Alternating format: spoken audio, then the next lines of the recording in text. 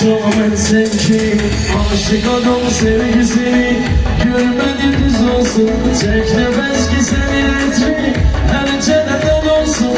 Beni bağışla geri açar, kocandın elimle. Beni bağışla yoldun Ege, bilir beni. Şermenliyim senin atı, öldüğünü bilmem. Beni bağışla yürekteki derdimi bilmem. Gözümüzde vardı yeri, atacağım her zaman.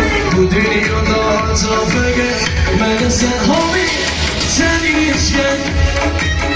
Derdimi bilemem, kimse bilemem ise.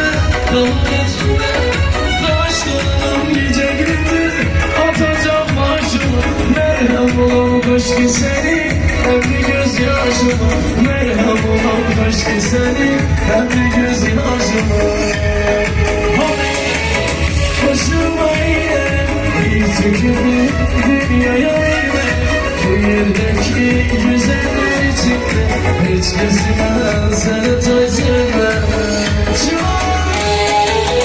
Tamam o tariflerim ben. Sağ olsun ataları maşallah.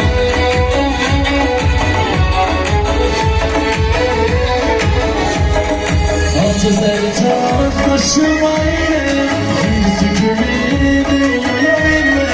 Bu yerdeki güzeller içinde hiç gezme. Size sahip sevmem. Güzel zaman hatırlasam.